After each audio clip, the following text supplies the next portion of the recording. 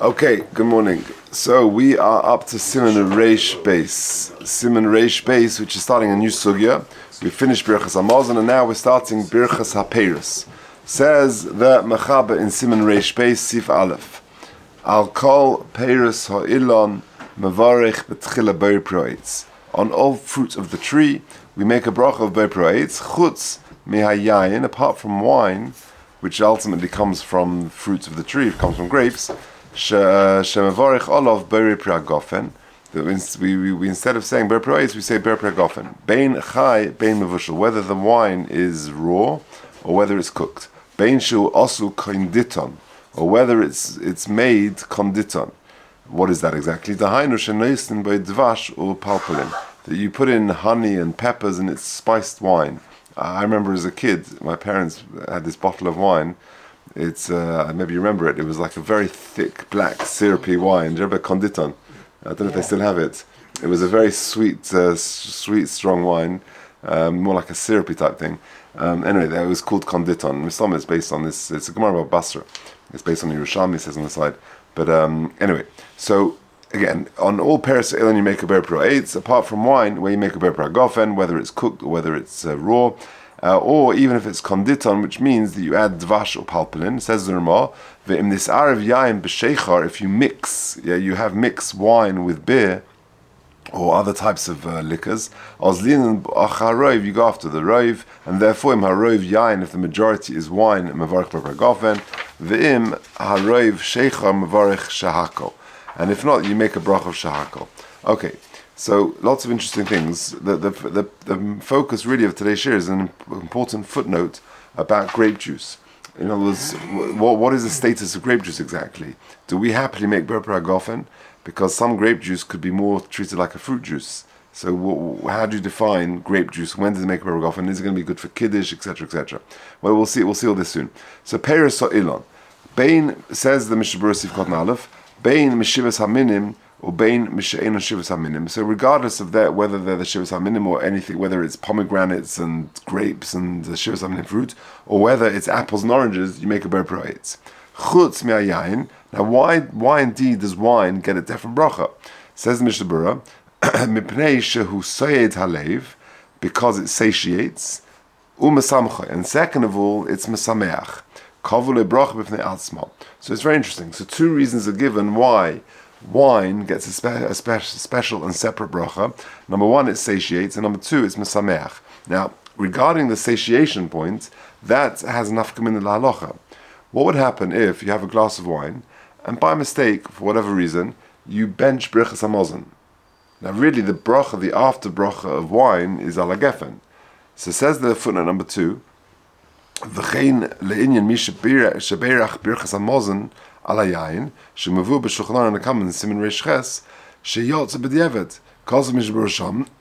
The reason why, if you bench Birchas Hamazon b'di'evet your yotze, if you have your wine, you don't need to make another ala gefen. Shetam adovum mipnei shayayin zon v'soydes halev k'may lechem. It satiates more like bread does. Very interesting. I think you probably find that if you have a glass of wine, it can fill you up, more than other drinks. So it satiates. That's one reason. And the second reason is because it's mesameach. Now, if you look at number 3, this is an interesting footnote. Va'af shemitza novim ein mesameach. It hasn't got the same potency as wine, and therefore it's not mesameach. Grape juice is not mesameach like wine. Mikal mokum birchasa ber pragofen. Kosav agon Shlem Zam Norbach and Shalit Shuvas Mincha Shlema shekiven shehu roy lios yayin lokach dinu b'kiyayin, because it's potentially, you just got to let it ferment fully and then it will become wine. So therefore, since potentially it could become wine, therefore it has a status of ber pragofen. Now umitz anovim she'ovar bishul epistur. So it continues that footnote in the next paragraph. What about grape juice that has been cooked or has been pasteurized? And therefore it's not going to ferment. I'm reading the footnote still, Paul. And therefore this type of grape juice which has been pasteurized or cooked or whatever, it cannot become wine. Do you still make a Bracha Gofen? So Kosva Gon Rishleim Zalman Arbach Shemikol Makom Nechshav Liyayin. Unsurprisingly, perhaps because that's what we are used to, it will still count as wine. Mishum Shekva Chololov Shem Yayin Kishenischa. Because once it was squeezed, it was pressed from grapes, it was made from grapes, it has the status of wine. V'nisha Olov Shem Zeh, and therefore it's got the status of grape juice wine. Kimishagam Achshav Uroi L'Shtia, because you can still drink it now. V'chein Kosva Shal Shuvus Minchas Yitzchok L'gavi Mitzah Novim Bizmanenu Shema'arvim B'chumrim Meshamrim. And so too says the Minchas Yitzchok in respect of grape juice, the way you've added chemicals and preservatives, where it cannot now become wine because it's sort of frozen now in that status of grape juice. It will no longer become wine, and therefore it will always have the din of Bracha Gofen. V'chein das Hagon Shmuel Vosna in Shevet HaLevi she'afim also pu'ulos. And even if you do things to it where it can no longer become wine, you make Bracha Gofen and it's good for Kiddush. Very geschmack. Why? If it can never ferment into wine, why is it good for Kiddush? He says because the whole requirement of sheicha, there should be strength, potency in it, that's to do with nesachim that you bring on the mizbeach. But anything else, it's still called wine in terms of Bracha Gofen and ala gefen, and therefore it's good for Kiddush. So according to Shlomo Zalman, according to Vosna, all grape juice would be fine for Kiddush, and you make a Bracha Gofen, ala gefen, etc. However, there are other opinions. He quotes in the next paragraph Rabbi Yashav, who says that in some circumstances you make shahakal, etc. I think the minhag ha'olam is you make Bracha Gofen unless it's so watery and so diluted. We'll talk about diluting grape juice later. That comes up on Seder night. If you dilute it, again, there's got to be a basic level of alcohol and grape juice in it. Now, what about cognac? Anyone drinks cognac? I don't drink it. Cognac, for the unacquainted, I must be honest with you, I had to Google it myself to find out exactly what it is. But cognac is a type of brandy. Now, the shaila is, what is brandy? Yeah, I had to Google that as well, exactly. So there, if you Google cognac, it will tell you in the search engine, it will put in what is the difference between cognac and brandy. So that I was quite intrigued about, because I was never sure. So the answer is this: cognac is made, it's distilled from grapes, and cognac is a type of brandy, but brandy is more broad. Because brandy is an alcohol which is distilled from all types of fruit juice, including grapes and grape juice. So it's called the liquor of the gods, they call it. It's apparently I've become a bit of an expert, right? So it's a very fancy drink, but brandy is broad, and a cognac is a type of brandy which comes from distilling only grapes. So lechore it should be a Bracha Gefen, right? What's the difference therefore between cognac and brandy, which again, brandy can be made from all types of fruit, from apples and from all types of fruits. But what makes, if it's taki, they use grapes, then what makes brandy and cognac? If they're both distilling it from grapes, then it's the same thing, lechora. The answer is, cognac is from certain types of regions, particularly in France. Only 6 regions. It's a very unique area. And because it's only from these regions, then it has the status of cognac. But brandy, which is could be made from grapes, from other areas, then it will have the status of brandy. So what bracha do you make on brandy or on cognac? So if you look at the bottom here, umashka, at the bottom paragraph, umashka cognac, oikoyel hamufakim mikita shel hayayin, das hachazon ish vagon Yaakov Yisrael Kanievsky, the stipler, shebirchoso Bracha Gofen. They would say that the bracha you make on cognac, and you can get kosher cognac. If I'm not mistaken, I think the Dayan once he once went to Spain. He made a whole thing with anyway. But Chaim Chaim Kosov she'af shadas hamer k'tzir shemvarchem an yain tzorf Bracha Gofen mikol makom machzik bracha hisig olov ve'evi rais matashbeis v'aradvaz she'ena k'yain v'al kein le'inyan bracha yesh davar chalov shehakol. So although the Chaznish and the Stipler would say that on cognac you would make a Bracha Gofen, others argue and say you make shahakol, shahari ein lo mare v'tam yain klal, because it's got more of a taste of liqueur. if you taste the brandy, doesn't taste like wine. It tastes like a liqueur, and therefore they say you make a shahakol. The cost of shekain minhag ha'olam, and my experience is that you actually make the minhag ha'olam is to make a shahakol on brandy. And he quotes v'shal shuvas hilchos ktanas, cost of sheyain soraf u'yain gomer shenishtanim al yosa ela af apish no kein levarchel of shahakol. Even though lemaisa is considered wine, but you still make a shahakol. V'chein mashon perim primigodim shekos of shebirchas shecha yetz ma'gefen hu shahakol. So the minhag ha'olam seems to be on cognac and brandy, even though it does come from grapes, that you actually make a shahakal on it. Did you want to say something? No? Okay. It's interesting. It's still you make it on the you make the bracha according to the look. Or the taste. Since it's quite deviated from the taste of wine, then that is Anyway, so the minhag ha'olam seems to be that you make a bracha of shahakal on cognac. Okay, let's go weiter. So we're back to Sif Cotton Gimel. So the Mechaber said on all peiros or ilan you make ber pro eitz, apart from wine where you make a ber pro gofen. Says the Mishnah Berurah Sif Cotton Gimel, va'afilu zov me'atzme me'anovim belidricha. Even if it sort of trickled out, you keep a bowl of grapes in the fridge and then sort of the next morning there's a pool of liquid underneath it, then you still make a ber pro gofen, even though you didn't squeeze it just came out by itself. V'im ta'ah or beirich halayayim ber pro eitz. What if you made a mistake and b'diavad you made a ber pro eitz? And if you look at footnote 6, he says that there's different opinions in the poskim. However, sofik brachas lahakel.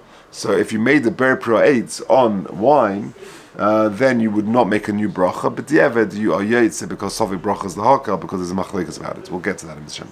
Siv Cotton Dalet. So any type of wine you make a ber gofen, even whether it's cooked or whether it's raw. Bein mevushal, says Mishnah Berurah Dalet, Validei abishul ein mishtana hayayin legriusa, because cooking it doesn't necessarily make the wine worse. Ve'ein chiluk bein bishul yayin gufa or shabishul anovim v'atzmukim kedei lasis mein yayin. It doesn't make a difference whether you boil wine or whether you actually cook grapes or raisins to make wine. It's always going to be a ber gofen. Dahainu shenoisnin. So this is going on hay. This is the konditon. The konditon is where you make wine, but you add honey and pepper, etc., like a spiced wine. Even though this konditon, its smell and its appearance is going to change. It doesn't make it worse. On the contrary, you're trying to make it better. And on the contrary, the wine is still considered the ikka, and therefore you would make a ber gofen. Dvash palpin, you add honey and spices to this yain konditon.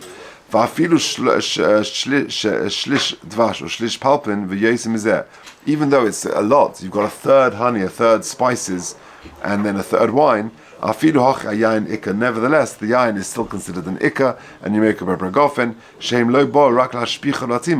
Because the honey and the pepper is coming to improve the wine, and therefore the yain is still the ikka. And even though it's up to a third honey or a third pepper, you would still make a ber gofen on the wine. B'sheichar. Now, then the Machabas, the Ramah said that if you mix yain and sheichar, you go boss of the rove. Says the Mishnah Berurah Sif Cotton Zayin, v'sheichar is kol minim shel kol haminim shovim b'zeh. Sheichar shel kol haminim shovim b'zeh. Whatever the sheich is made out of. Levad minim mashkin shepoigim umafsidin tamayayin. Apart from things which are going to disturb the wine, miyad sheniz arif bohem kol kachat shenifta tamayayin mevarach shahakol. If you're changing the taste of the wine, so again you're going after the taste over here, so you add so much other things that you've changed the taste of the wine, then you would make a shahakol. But if it's still got a taste of the wine, if roiv is yain, then you would make a ber gofen. It says Mishnah Berurah in roiv yain, kadekaimelon kolshu ikka v'imot tefela, because this is going to be a rule Mishnah will see many times, that whatever is the ikka, and you've got a tofel, you've got something which is secondary connected to it, mevarich al ikka poites at tefela. That's the general rule. V'chol min shu haroiv hu ikka. And how do you define roiv, or the ikka, I mean? It's roiv, the majority. V'amiut tofel hula, and therefore the minority will be tofel to it. Okay. So for example, you got a glass of wine, and the other day I was away, and I bought a bottle of wine with where we were to make kiddush, and it was dry wine. So one of the kids wanted to add something a bit sweeter. They're used to the sweet kiddush wine, so they wanted to add something to it. So if you've got some wine and you add something to it, so long as it still tastes like wine, then you still make a Berber Gofen. Okay, Tess. Mevarich Berber Gofen, V'hushan is battle Tamayayin Aradei Taru. So long as the taste of the wine is not changed. So you see, it seems like the taste is the ikka factor. V'im ha'rev sheikha. However, if the majority is sheikhar, then you make a shahakol. Says Mishabur Yud, V'loi domin al dekaimin al nekam b'simen reish dalet sivhei b'hago, the dai sheyesh b'yayin ma'at yosim is shisha neged hamayim. Because there we're talking about wine where you dilute it as much as 6 parts water, 1 part wine. Ein shom. And yet you still make a berber gofen. Now, so what's the chiluk?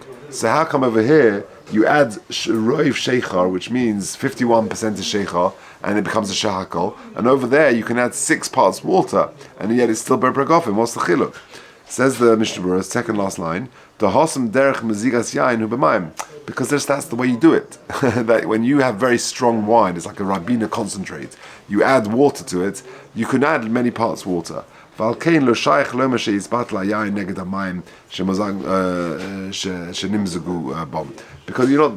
It's not a shaila of diluting it. That's just the way you do it. The nasa kol kamenecho, that becomes the wine that you drink. You're not diluting anything. You're just mixing. The kol min shehu haroiv hu eika, because whatever is the majority is the ikka. Va'ayin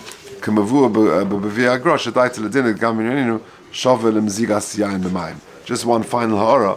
So what have we said? We've said here that anything that comes from Peiros or Elon, you make a berber aids, apart from wine, which has a special in the berber gofen, which is discussed, and even grape juice, which is good for kiddush, etc., etc. The majority of poskim say that all grape juice is going to be fine for kiddush, and even if you've added chemicals, etc., to make it no longer able to ferment. Cognac, the minhag we said, is shahakol, and if you mix wine and sheikhar, you go after the majority. Majority is wine, you make a berber gofen. Majority is sheikh, you make a shahakol. What if it's 50-50? So he says, yain shenisarev b'sheichel mechsev is exactly 50-50. The Chaim says, holchem b'chumra, i.e., interesting, what's the chumra? The chumra is, yain yesh la'isra b'maga akum. That a stam yain, a guy shouldn't touch it. Aval ein mekatchen up, you can't make kiddush on it. Ve'ein mevarchen al berber gofen if it's 50-50, rather shahakol.